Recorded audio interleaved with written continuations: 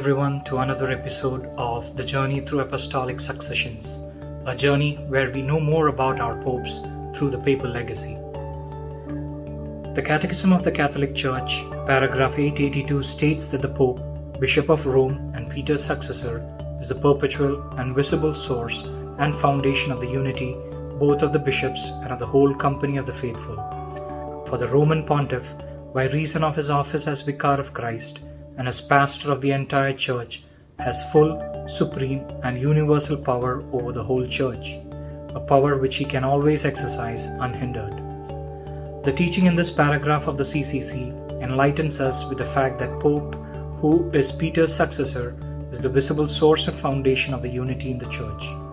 And so, in today's episode, we get to know about one such successor, the 77th Pope in papal lineage, Pope Adeodatus II.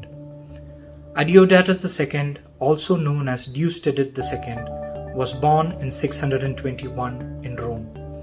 Adeodatus is one of several men who served as a monk before becoming a pope. He became a Benedictine monk of the Roman cloister of St. Erasmus on the 𝐿 Hill, one of the 7 hills of Rome. His papal reign began on 11th April 672 in succession to Pope Vitalian.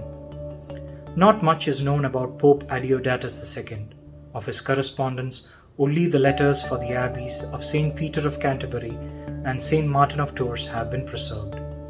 He devoted his attention to restoring churches in a state of disrepair. Adeodatus played no known role in the political events of the day or in the liquidation of monothelitism, a heresy teaching that Christ had only one will, although he did defend orthodoxy on the issue. Adeodatus was active in improving monastic discipline and in the repression of monothelitism. As a Benedictine monk, he led some of the top restoration efforts of the 670s and encouraged members of the Church to help. He protected the Abbey of St. Peter and St. Paul, known as St. Augustine's Abbey, exempted Abbey of St. Martin of Tours from the authority of the Holy See. He also led improvements to St. Erasmus's monastery. Pope Adeodatus II died on June 17, 676, and was succeeded by Pope Donus. He passed away after serving as a pope for just a little more than 4 years at the age of 55 years.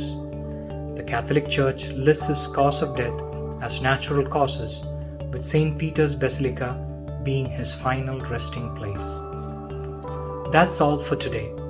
Thank you for listening and stay tuned for the next episode. Please like, share, and spread the word to everyone around you.